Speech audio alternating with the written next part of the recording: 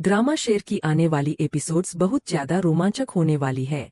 फजर अब आखिरकार शेर को वहां से भगाने में कामयाब हो जाती है, लेकिन उसके बाद कहानी एक नया मोड़ लेती है। फजर और तहमीना को एक बड़ा झटका लगने वाला है। शक की नजर अब राजदान पर है, जो अब तक वफादार नौकर था। क्या वो बदरमान से मिल जाएगा, या फिर ये भी तहमीना और फजर की कोई चाल है? तहमीना एक खास चाबी सम्राह के हाथों फजर तक पहुंचाती है, उस घर की चाबी जिसके बारे में सिर्फ 3 लोग जानते हैं, तहमीना, फजर और अब राजदान। फजर पानी देने के बहाने शेर के कमरे में जाती है और धीरे से कहती है, जैसे ही लाइट डिम होगी पिछला दरवाजा खुला मिलेगा, तुम सीधे सफेद गाड़ी की डिक्की में चले जाना, वो मेरी है। वो शेर को सख्त हिदायत देती है कि कोई गलती नहीं होनी चाहिए।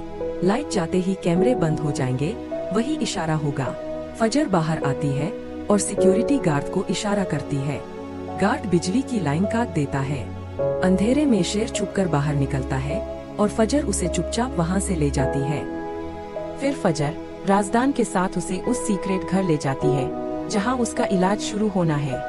घर पहुंचकर फजर कहती है, अब तुम्हें अपनी हालत सुधारनी होगी, नहाओ, तैयार हो जाओ, फिर इलाज शुरू करेंगे। शेर नहाता है, बाल कटवाता है और जब बाहर आता है तो फजर उसे देखकर मुस्कुरा उठती है, लेकिन तभी शेर की तबीयत बिगड़ जाती है। फजर उसे ड्रिप लगाती है और दर्द में तड़पते शेर का हाथ पकड़ लेती है। शेर कहता है, मेरी जिंदगी अब तुम्हारे नाम है। फजर जवाब देती है, तुमने मेरी जान बचाई थी, मैं सिर्फ कर्ज चुका रही हूँ। फजर फैसला करती है कि अब शेर यही रहेगा और वह समय पर आकर उसे दवाइयाँ देगी। उधर जब लाइट वापस आती है तो पता चलता है शेर गायब है। डॉक्टर घबरा जाता है और रंगून वाला को बताता है।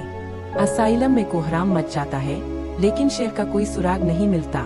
रंगून वाला सीधा बदरमान को बताता है। बदर आग बबूला हो जाता है।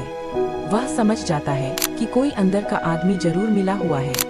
अब शेर आजाद है और सबसे खतरनाक भी। बदर फैसला करता है कि शेर को किसी भी हाल में ढूंढ निकालेगा, लेकिन तहमीना पर शक न जाए इसलिए बात को घुमा फिरा कर पेश करनी होगी। वो अखबार में इश्तिहार छपवाता है कि शेर भाग चुका है, जो भी उसे देखे तुरंत खबर दे। ये खबर जैसे ही मलिक हाउस पहुंचती है, सब खुश हो जाते हैं। सुजात कहता है, अच्छा हुआ तुमने उसे नहीं मारा, अब वो खुद ही मर जाएगा। फजर मासूम बनकर चौंकती है, क्या शेर भाग गया?